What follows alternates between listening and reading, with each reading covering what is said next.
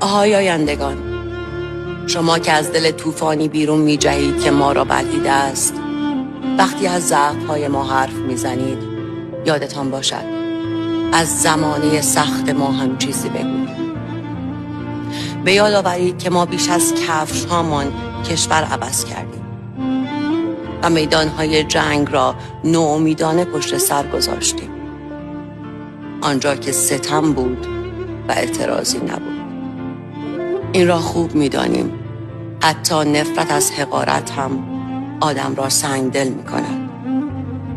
حتی خشم بر نابرابری هم صدا را خشن می‌کند.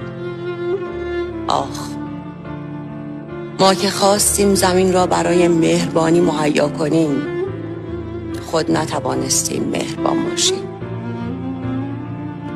اما شما وقتی به روزی رسیدید که انسان یاور انسان بود، درباره ما با رأفت داوری